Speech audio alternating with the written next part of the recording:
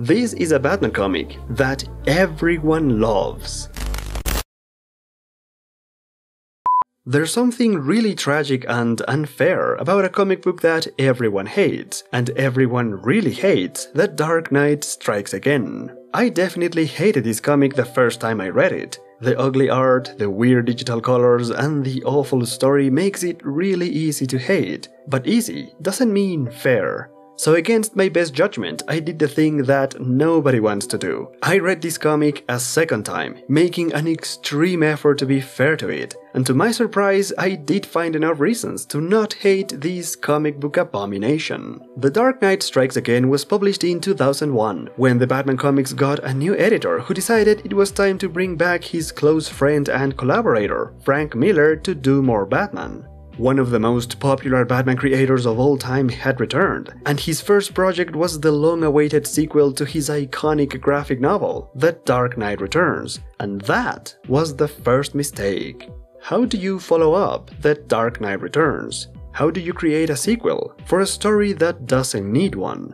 This was a one-of-a-kind story that captured lightning in a bottle and poured it onto comic book pages. A story so influential that changed not only the mainstream image of Batman, but the comic book industry at large. Trying to follow the grand legacy of The Dark Knight Returns is like trying to replicate the excellence of Watchmen, or giving The Killing Joke a sequel. These are impossible tasks, though not for a lack of trying. These are iconic moments in comic book history that are just not meant to be replicated. The Dark Knight Returns was also the final Batman story, so the question becomes even more complicated. How do you follow up the last Batman story? Well, you don't.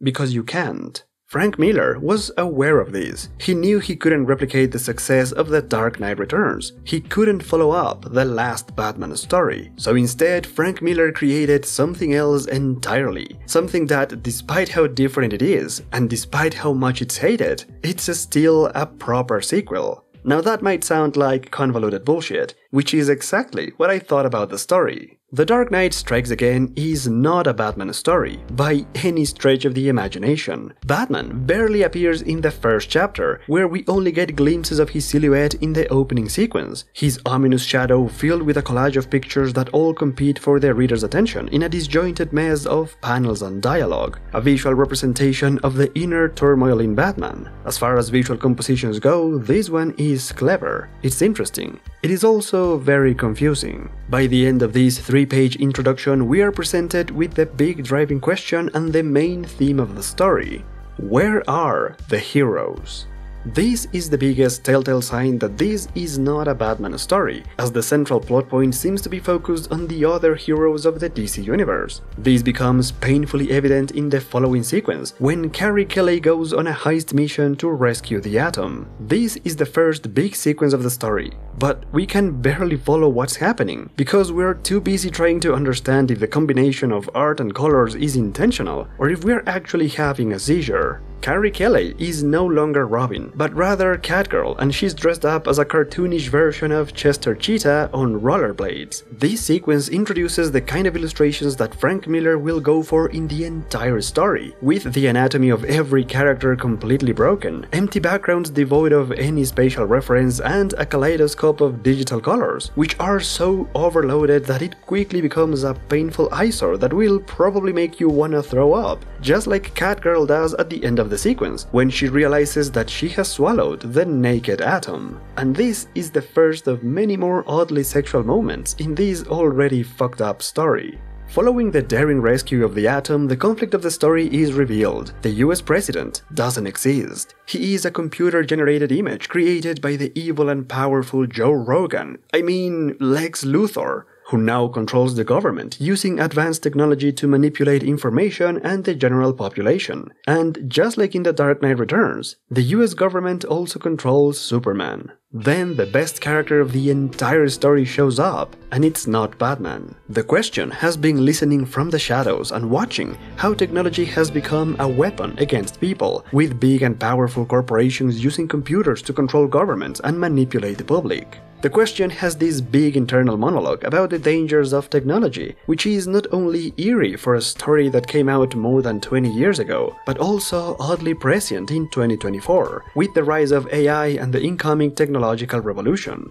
This brief but powerful sequence makes us realize that maybe The Dark Knight Strikes Again was not a monster. Maybe it was just ahead of the curve.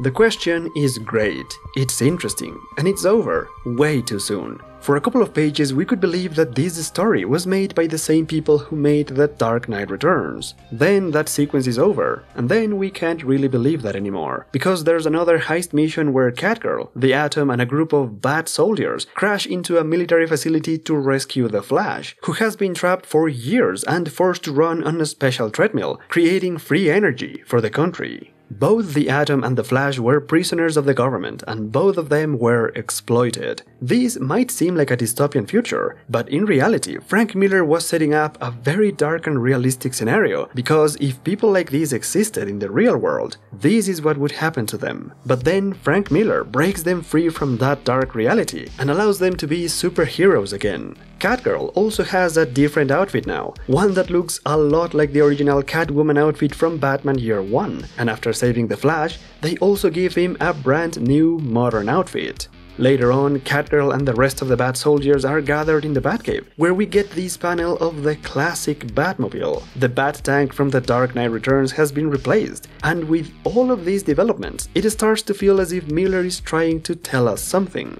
It's just not very clear what. At least, not yet. Then Wonder Woman shows up, along with Captain Marvel and Superman, the three heroes who are now following orders of the US government. But now we also learn why. Lex Luthor has allied himself with Brainiac, and they're blackmailing Superman with destroying the bottled city of Kandor. And so the story finally starts making sense. With all of the heroes of the DC universe gathered together, it becomes clear just what kind of a story this is. It is not a Batman story, it's a Justice League story.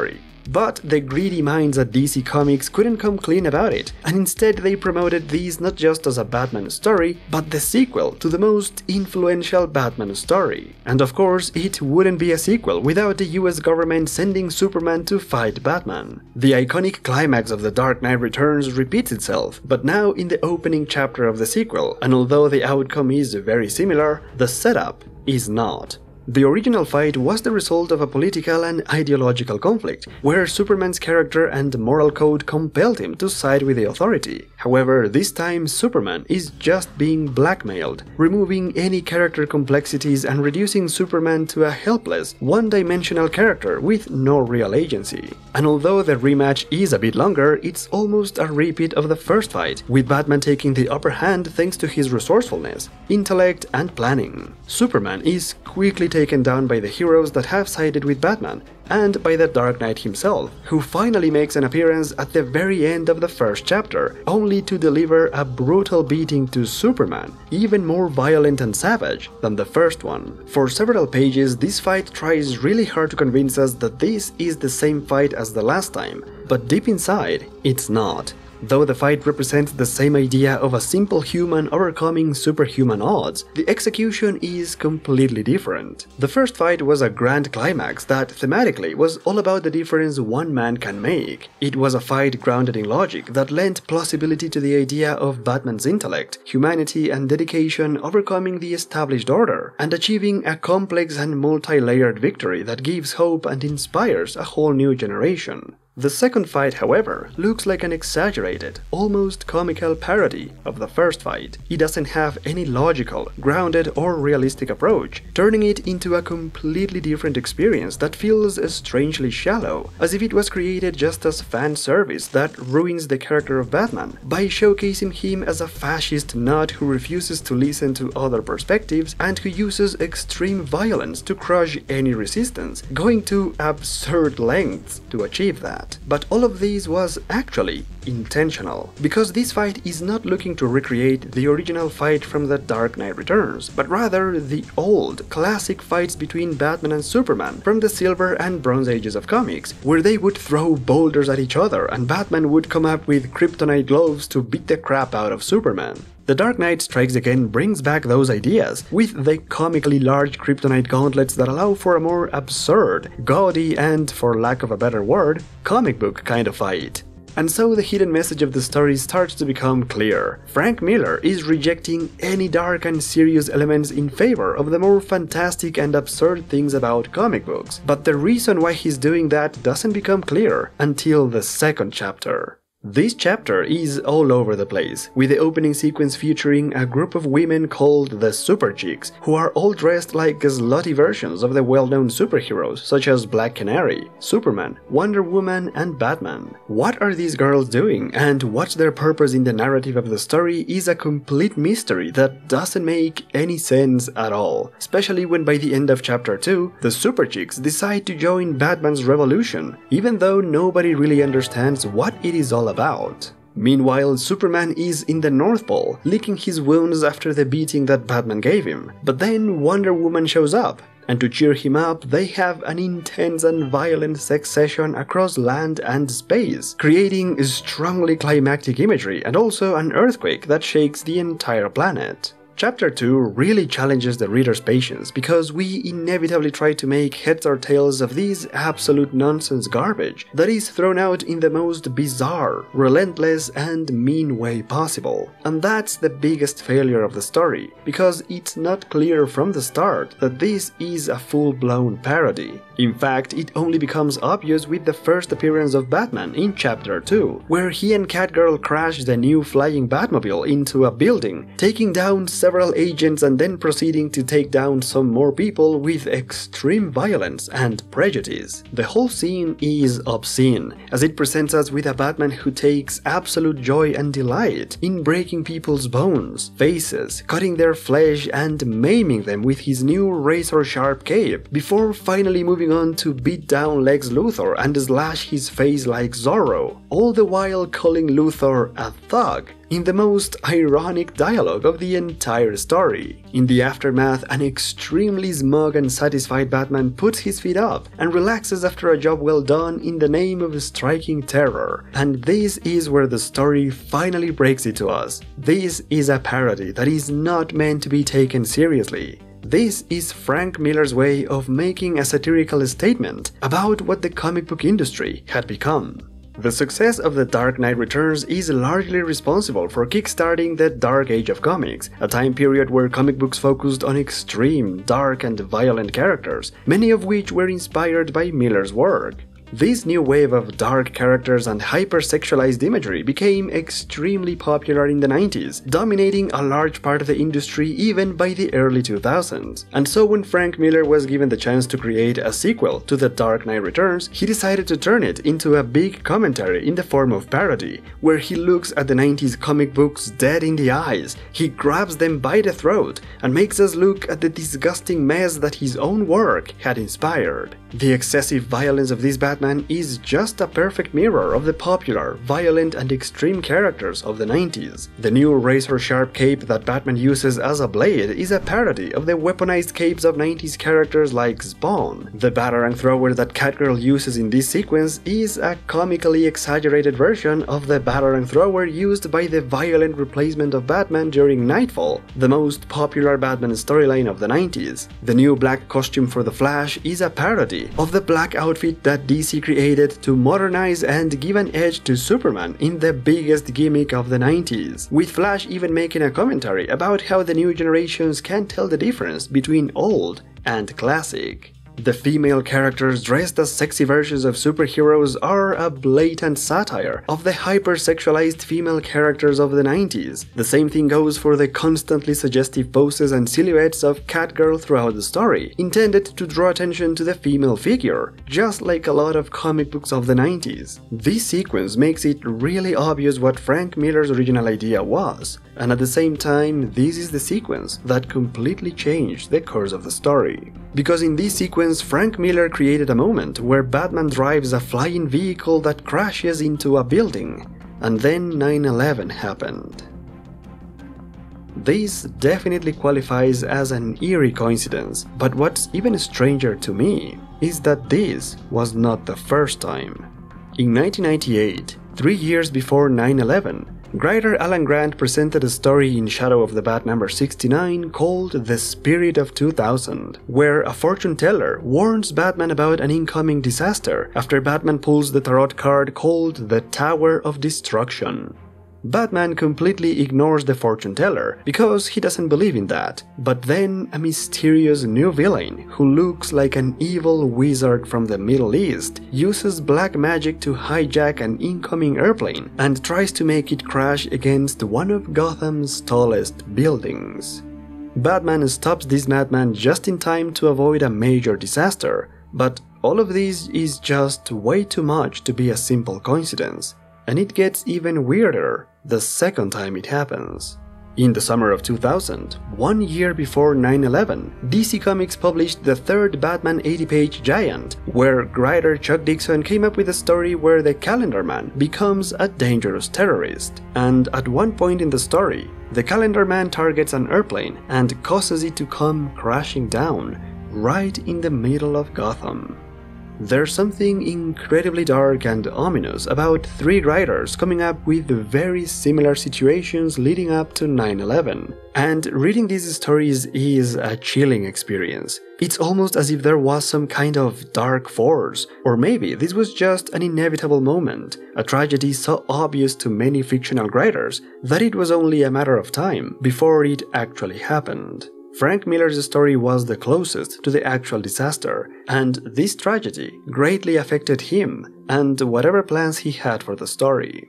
The final chapter was delayed for a couple of months because Frank Miller had decided to change the ending as a result of 9/11. In the previous chapter, there's a fight between Brainiac and Superman that greatly destroys Metropolis, and in chapter 3, Miller decides to take a closer look at the destruction of the city. Though it is still a near impossible task trying to follow any sort of rational storytelling, there is no denying that Frank Miller poured his pain into these haunting illustrations. If there's anything this story does well, it's this sequence that perfectly captures the tragedy that changed the world forever. However, this is not what the story is or was supposed to be about, because as soon as the plot of Luthor and Brainiac is resumed, the destruction of Metropolis is completely forgotten. The third chapter has a lot to unpack, so let's make it brief. Batman and Superman finally decide to work together, and Batman comes up with a plan to save Kandor. Batman sends Lara, the teenage daughter of Superman and Wonder Woman, along with the Atom on a mission to defeat Brainiac. Meanwhile, Batman spends some time connected to some kind of matrix that helps him stay alive, and then he allows himself to be captured and brutalized by Luthor in a moment that is confusing, ugly, and oddly funny. Batman did this on purpose because he knew Green Lantern was on his way to fix everything, and he wanted to witness Luthor's defeat personally. He also gets to witness Luthor's death at the hands of the new Hawkman, which Batman allows because that's what the new generation of heroes does, while Batman looks old, broken, and outdated. This is yet another commentary about Batman and his relation to the new generation of comic book heroes, but the book is already so overloaded with commentaries and hidden messages that they actually work against the story. The oversaturation of characters, themes, and ideas is relentless, and it dilutes any kind of rational and normal story that might have existed, turning this book into a pointless mess that is extremely hard to comprehend and even harder to enjoy. In The Dark Knight Returns, the themes and ideas worked in favor of the story because they were clearly defined and focused, and although Miller uses many of the same themes and ideas in the sequel, they don't work because they are excessive, confusing, and intentionally mean. This goes to show how important good editors are. The Dark Knight Returns was edited by Dick Giordano and Denny O'Neil, two great comic book editors that actually guided Miller into creating a decent story, while in the sequel the editor allowed Miller to do whatever the hell he wanted, and the results speak for themselves. Once again, Miller criticizes politics, the media misinformation, technology, and society at large, but it's all done in such a hostile and convoluted way that any message is completely lost. There are very few moments with clear and defined ideas, and one of the best is the final sequence with Green Lantern, where he has an entire monologue of critical observations about Batman and the warlike Joker-like nature of the human race. This has always been one of my favorite moments of the story, as Green Lantern has detached himself from humanity and can look at it from an objective point of view. He also comes right at the end of the story, fixes everything, and then leaves, making the whole Batman revolution pointless. A perfect reminder that Batman is not the character to solve world-ending crises, and that after all,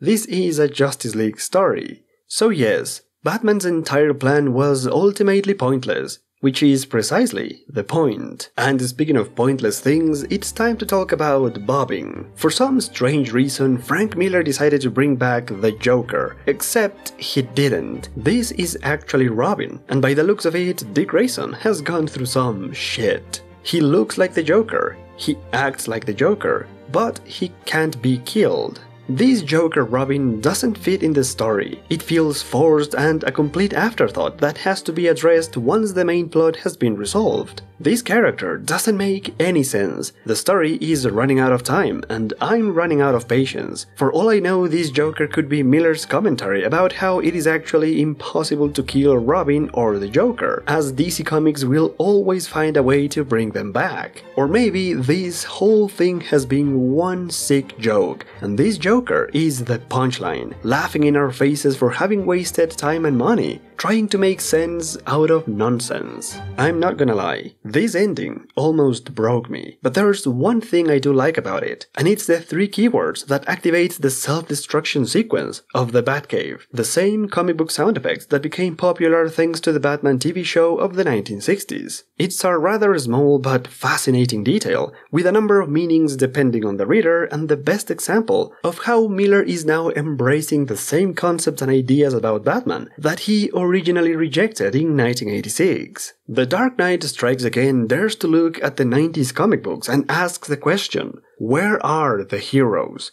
It's a satire of the dark and gritty elements that had become so popular, and a conscious effort to bring back the zany, fantastic, and ridiculous aspects of comic books. The best example of this is the Joker, a character so outrageous that no logic can justify his existence, except comic book logic, to the point where Miller dresses this Joker as multiple obscure DC characters, as well as a very popular Marvel character. In this panel, where the Joker kills the Creeper, he is wearing the boots of Spider-Man, a fitting detail because both the Creeper and Spider-Man were co-created by Steve Ditko, and understanding this reference might actually help us understand the biggest reason people have to hate this story. So let's do it.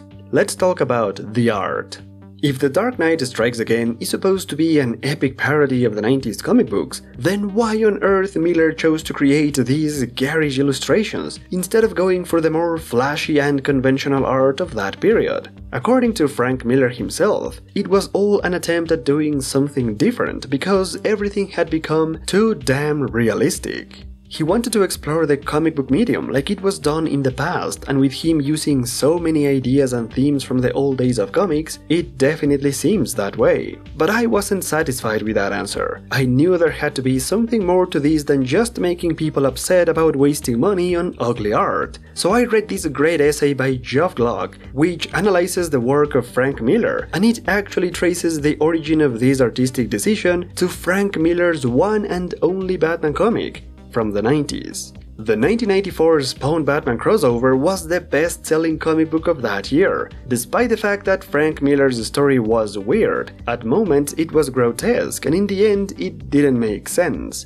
However, that book was dedicated to Jack Kirby, who had recently passed that same year, and this right here is the key to understand the art in The Dark Knight Strikes Again, because Frank Miller realized how his earlier work had inspired a whole generation of artists to create dark and realistic comics, so he created this book with the intention of rejecting all of that and embracing the creative and absurd elements of the classic superhero comics, and there's no other artist who defined what superhero comics look like better than Jack Kirby.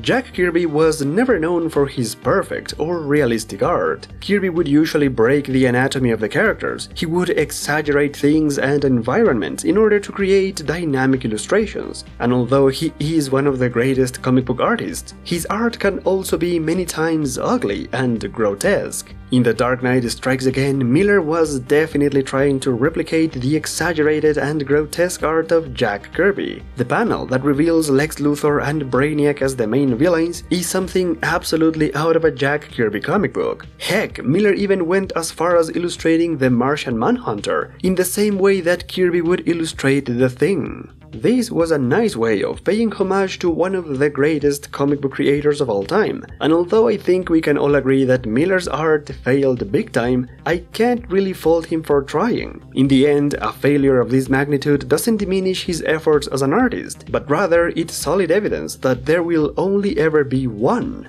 Jack Kirby. And again, I have to thank Geoff Glock's essay on Frank Miller's Batman, which is not only a great resource, but also prevented me from losing my mind with this story. This essay and many others are part of the book Batman Unauthorized, which is one of my favorite books that collects a number of Batman essays, and it's really good. But don't take my word for it, this book was edited by none other than Denny O'Neil, so you know it's good. I'm gonna leave the link to the book in the description in case you want to check it out. And finally, the last thing to understand is the reason why Frank Miller, one of the most serious comic book creators, decided to create a parody. This seemingly strange decision actually has a very easy explanation, because 1 year earlier, in 2000, Frank Miller was part of DC Comics' best parody book of all time. It's called World's Funnest, from the mind of writer Evan Dorkin. The story is basically Mr. Mix and Batmite destroying the DC universe. The two magical imps from the fifth dimension travel across the entire DC multiverse, destroying everything, and at one point, they enter the Dark Knight universe. This chapter was illustrated by Frank Miller himself, and writer Evan Dorkin takes full advantage of having Miller on board, as he recreates the final fight of The Dark Knight Returns, but this time the fight is interrupted by the magical imps. Mr. Mix and Batmite are used in this story as godlike, unstoppable characters that provide funny moments and hilarious commentary about each universe they destroy.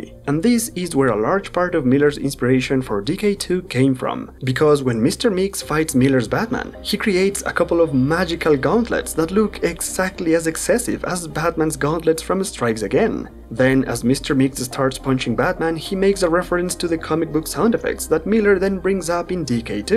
Mr. Mix then continues to brutally pummel Batman, breaking his face and sending dozens of teeth flying off, just like Batman does in DK2. Eventually, Mr. Mix beats Batman so badly that Batman's face is brutally destroyed, grotesque and disfigured, with barely any teeth left, just like in the ending of DK2. And as if that wasn't enough, World's Funnest also has Mr. Mix and Batmite going to the universe of the 90s comic books, where they get really upset because all the heroes look like villains. They look like bad guys with an attitude, ugly costumes and massive weapons. Batmite starts to think that these are all imposters and destroys the universe because nobody can tell him, where are the heroes?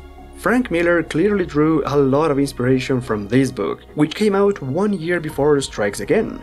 Unfortunately, Miller didn't have any experience with parody or satire beyond this small collaboration, and it shows. He completely lacks the sense of humor and comedic chops that makes this kind of a story work, and Strikes Again is just what happens when one of the most serious comic creators tries to do satire. And that's the whole story of The Dark Knight Strikes Again. Does it really deserve the hate? Maybe. Or maybe not. Because I think people hate the story for all the wrong reasons. The book was promoted as a Batman story, when it was clearly not. That part was wrong, and that part deserves the hate it gets. Because I can definitely sympathize with people who got this comic expecting a Batman story and feeling ripped off. But if the hate happens because this is worse than The Dark Knight Returns, well, first of all, that doesn't mean anything. A lot of comics are worse than The Dark Knight Returns. However, Strikes Again was supposed to be a sequel, and that means comparisons are inevitable. And in that case, yes, this comic is worse, but it's also the same. This is what I mean when I say that The Dark Knight Strikes Again is actually a proper sequel. The ending of The Dark Knight Returns changed everything, exposing Batman's identity and starting a new chapter where he gathers a group of young people to start planning, preparing an army to fight evils worse than thieves and murderers, because his crime-fighting days are now over. Strikes Again simply follows that idea, with Batman rejecting crime fighting and becoming this revolutionary figure that wants to shake the social structures and political order. Everything about this Batman is different, from the characterization to the visuals, because that's the natural evolution of this Batman. But a lot of people hate these changes, because this can't be supposed to be Batman. But here's the thing, not even The Dark Knight Returns was supposed to be Batman.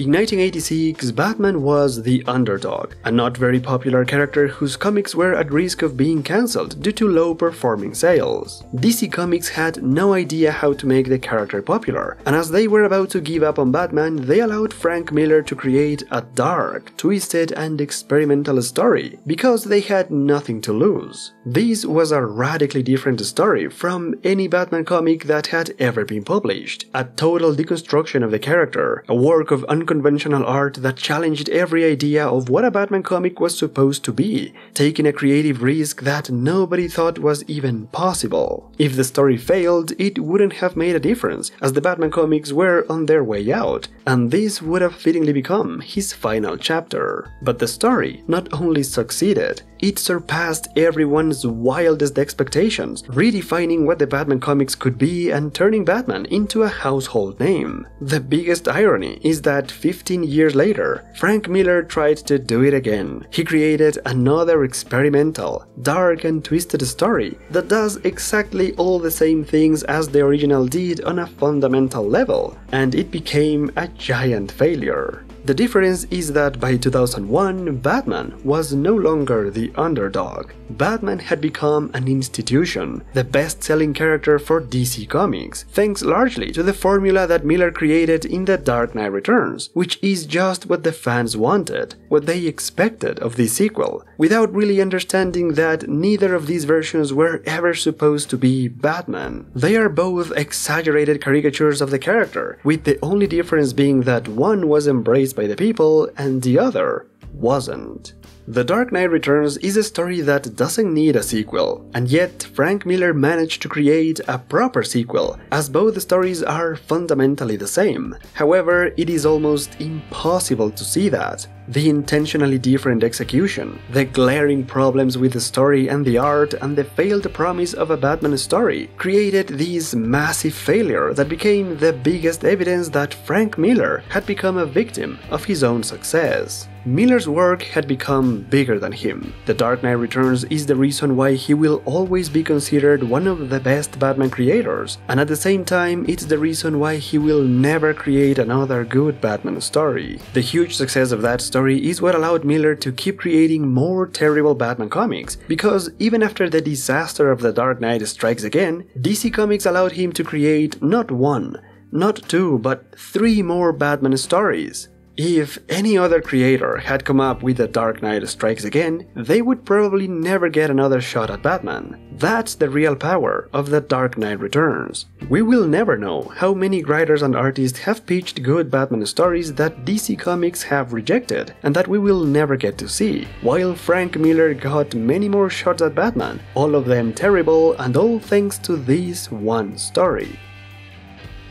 There's something really tragic about a comic book that everyone hates, and now I don't hate DK2 anymore. I appreciate Miller's efforts of rejecting the dark world he created and trying to bring back the light-hearted concepts of comics. It's also good to realize that the story was always meant to be a parody, and that it's not really a Batman story. If anything, the main characters are Superman and Lara, as they have a clear character arc that allows them to change, to grow, to evolve. And though I don't hate the story, I don't like it either, because if you want a Batman comic to read and enjoy multiple times, there are 100 others that do it better. This is a waste of time and money in exchange for disgusting art, awful story, and a mean execution. It is not enjoyable or entertaining, and I could never, in good faith, recommend this story to anyone.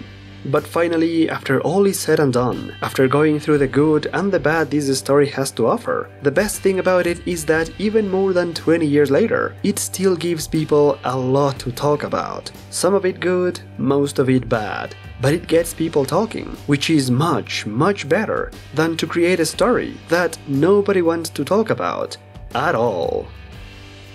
Thank you all so much for watching this video, and a special thanks to Wall Scalar Batman, John Papp, Thomas Murray, Rod Hanna, Alan Parr, Devon, Jay the Strange, and all of my patrons. Anyways, stay safe out there, and I will see you in the next one.